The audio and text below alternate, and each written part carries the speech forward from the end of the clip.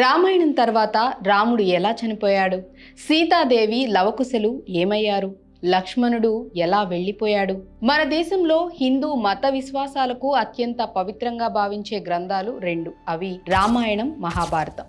ఈ రెండు ఇతిహాసాల్లోని అనేక విషయాలు నేటికి మనం పాటిస్తున్నాం, అనుసరిస్తున్నాం, ఆచరిస్తున్నాం. ఇవి ఏదో ఒక సందర్భంలో మనకు మార్గనిర్దేశం చేస్తాయి. ఇప్పటి వరకు మనం వింటున్న అనేక నీతి కథలలో ఎక్కడో ఒక చోట రామాయణం, మహాభారతం స్ఫూర్తి ఉంటాయి. ఇక రామాయణం అనగానే రాముడు మనకు చూపించిన మార్గం, శ్రీరాముడు నడిచిన ధర్మం అనే మార్గంలో మనం ఉండాలని రామాయణం మనకు సూచిస్తుంది. రామాయణం ద్వారా మనం తెలుసుకునే అంశాలు రాముడి జననం, సీతారామ కళ్యాణం, రామ పట్టాభిషేకం, రావణ సంహారం. ఇవన్నీ రామాయణంలో మనకు తెలుసు. శ్రీరామచంద్రుడు అయోధ్యను కొన్ని వేల సంవత్సరాలు పరిపాలించాడు. శ్రీరాముడు విష్ణు అంశతో పుట్టినవాడైన మానవ జన్మ ఎత్తాడు కాబట్టి ఆయనకు మరణం తప్పక ఉండాలి. మరి వాటి గురించి మనలో చాలా మందికి తెలియని విషయాలను ఇప్పుడు తెలుసుకుందాం.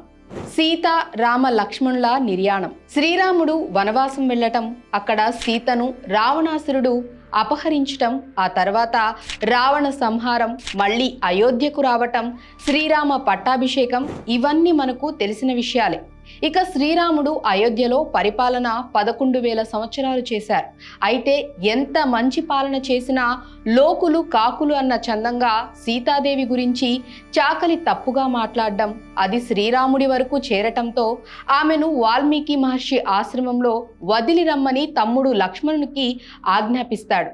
ఇక అలా సీతాదేవి ఎడబాటుతో శ్రీరాముడు అయోధ్య పాలన సాగించగా అక్కడ సీతాదేవి కవల పిల్లలైన కుశలవులకు జన్మనిస్తుంది. ఇక శ్రీరాముడు ఒకసారి అశ్వమేధ యాగం చేయాలని భావించి తన రాజ్యంలోని మునీశ్వరులకు, ఇతర రాజులకు అందరికీ ఆహ్వానం పంపగా అలా వాల్మీకి మహర్షి తన శిష్యులతో పాటు అయోధ్య చేరుకోగా వాల్మీకి శిష్యులైన లవకుశలు అక్కడికి వెళ్తారు.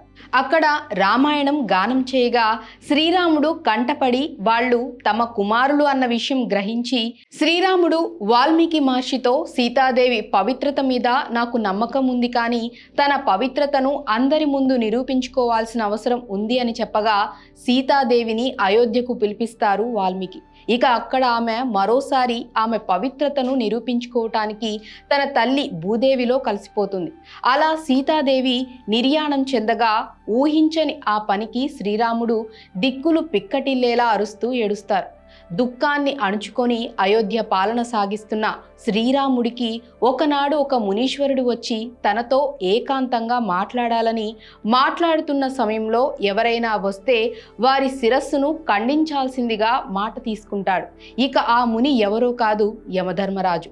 ఆయన మీరు నిర్యాణం చెందవలసిన సమయం వచ్చింది అంటూ శ్రీరాముడికి చెప్పగా బయట ఎవరూ రాకుండా కాపలాగా ఉన్న లక్ష్మణుడి చెంతకు దుర్వాస మహర్షి వచ్చి రాముణ్ణి కలవాలని అడగగా కాసేపు ఆగమని చెప్తాడు. కానీ దుర్వాస మహర్షికి కోపం వచ్చి అయోధ్య అగ్నికి ఆహుతయ్యేలా శపిస్తానని చెప్పడంతో విధి లేక అన్న వద్దకు వెళ్తాడు. అది చూసిన యమధర్మరాజు అక్కడి నుండి వెళ్ళిపోతాడు. ఇక ఇచ్చిన మాట కోసం రాముడు లక్ష్మణుణ్ణి వధించలేక అన్ని త్యజించి రాజ్యం నుండి వెళ్ళిపోవాలని రాజ్య బహిష్కరణ విధిస్తాడు. అది మరణశిక్షకు సమానం కావున అలా ఆజ్ఞాపిస్తాడు. అన్న నా వల్ల మాట తప్పాడన్న బాధతో లక్ష్మణుడు సరయూ నదిలో దూకి నిర్యాణం చెందుతాడు.